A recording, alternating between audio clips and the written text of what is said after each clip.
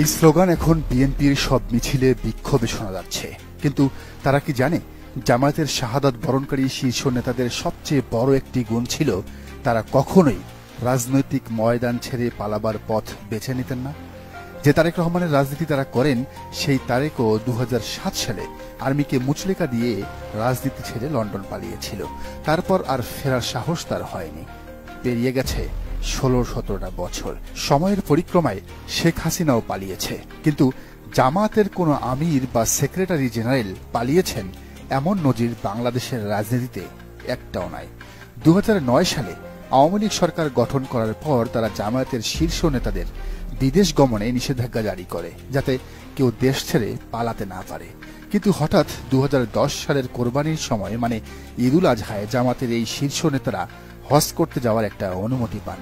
হাসিনা ভেবেছিলেন তাদের হজের অনুমতি দিলে সব পালাবে আর দেশে আসবে না, আর জামাত যদি না থাকে তাহলে 100 বছর ক্ষমতায় থাকলেও কেউ কোনো ঝামেলা করবে না, আরামে লুটপাট করা যাবে। কিন্তু হাসিনাকে অবাক করে দিল জামাত। সুযোগ থাকার পরও জামাতের আমির মাওলানা মতিউর রহমান নিজামী সৌদি আরব গেলেন না। তিনি অন্য সকলকেই পাঠালেন, কিন্তু নিজে গেলেন না।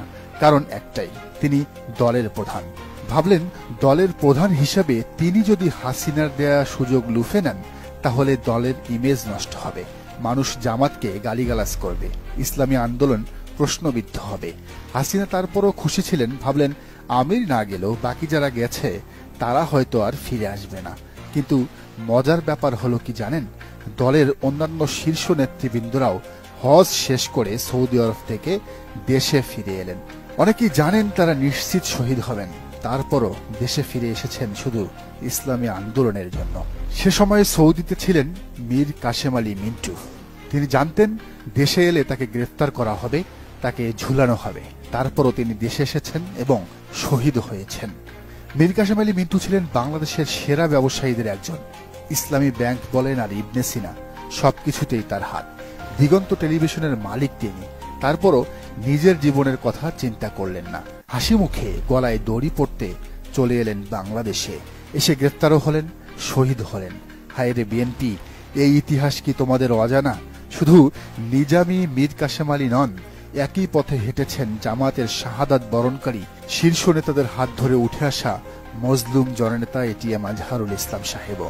সম্প্রতি একটি বক্তৃতায় নিজের গ্রেফতার হবার প্রেক্ষাপট বর্ণনা দিতে গিয়ে তিনি বলেছিলেন, গ্রেফতারের ঠিক আগ মুহূর্তে সকলে ওনাকে পালিয়ে যাওয়ার পরামর্শ দিয়েছিল, কিন্তু তিনি ভারপ্রাপ্ত সেক্রেটারি জেনারেলের দায়িত্বরত ছিলেন এবং সেই অবস্থায় সংগঠনের ইমেজের কথা চিন্তা করে না পালানোর সিদ্ধান্ত নিয়েছিলেন। এমনকি 1995-96 সালের দিকে কেয়ারটেকার সরকারের দাবিতে আন্দোলন এবং পরবর্তীতে 1999-2000 সালের আওয়ামী সরকার বিরোধী আন্দোলনের সময়ও মতিউর রহমান নিজামীরা পালাননি। জামা কাপড় ব্যাগ গুছিয়ে সারারাত পুলিশের জন্য অপেক্ষা করেছেন, যাতে পুলিশ গ্রেফতার করতে আসলে তাদের সাথে চলে যেতে পারেন।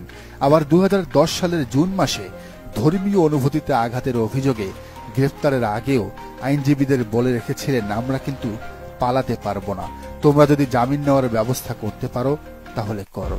যদিও সেই জামিন আর পাওয়া হয়নি।